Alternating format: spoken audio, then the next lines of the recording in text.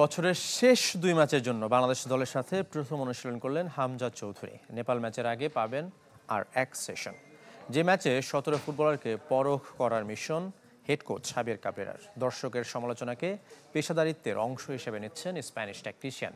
পরিস্থিতি পরিবর্তনের জন্য একটা জয়ের অপেক্ষায় কাবরেরা।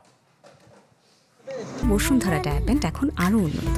এই hot air through top sheet দ্রুত শোষণ করে সোনামণিকে দেয় কোমল অনুভূতি। দীর্ঘ ভ্রমণ, ঢাকা আসার 24 ঘন্টা না পেরোতেই মাঠের বাইরে একাধিক ব্যস্ততা। অবশেষে অনুশীলনে হামজা চৌধুরী। নেপাল ম্যাচের আগে জাতীয় দলের সাথে 3 সেশন অনুশীলনের পরিকল্পনা ছিল লেস্টার তারকার, তবে নির্ধারিত ফ্লাইট মিস করায় সোমবার মাঠে নামা হয়নি। সতীর্থদের সাথে হামজার মানিয়ে নেওয়ার সুযোগ শুধু 2 দিন। প্রীতি ম্যাচের মোড়কে ভারত ম্যাচের প্রস্তুতি। নেপালের বিপক্ষে 17 ফুটবলারকে পরখ করবেন হেড কোচ হাভিয়ার কাবরেরা। আমাদের মূল লক্ষ্য ভারত ম্যাচ। নেপালের বিপক্ষে আমি ফুটবলারদের যাচাই করতে পারবো। 11 জনের পর আমি 5 পরিবর্তনের সুযোগটাও কাজে লাগাতে চাই। ওই ম্যাচে আমার পরিকল্পনায় 17 ফুটবলার। হামজা ক্যাম্পে যোগ দেওয়া সতীর্থদের মাঝেও বাড়তি উচ্ছ্বাস। রাকিব ফাহিমরা গোল করে পূর্ণ পয়েন্ট পেতে মরিয়া।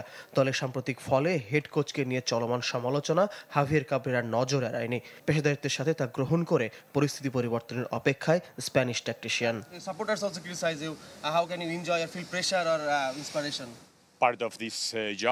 এটা আমার কাজের অংশ। দর্শকরা ফুটবলের বাইরের কেউ নন, তারা আলোচনা সমালোচনা করতেই পারেন। তবে আমি মনে করি একটি জয় পরিস্থিতি বদলে দিতে পারে, সেটা ভারতের বিপক্ষেও হতে পারে। ফুটবল ম্যাচের আসল আকর্ষণীয় হলো দর্শক, যারা আমাদেরকে মাঠে সবসময় এনার্জি দেয়। তো এবার আমরা দেখছি যে খুব তাড়াতাড়ি টিকিট বিক্রি হয়ে গেছে। তো এটা আসলে আমাদের জন্য প্রেরণা যে ভালো কিছু করার জন্য ইন্ডিয়া।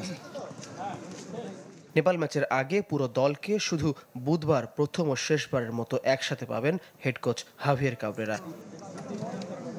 ফয়জুল ইসলাম, চ্যানেল 24, ঢাকা।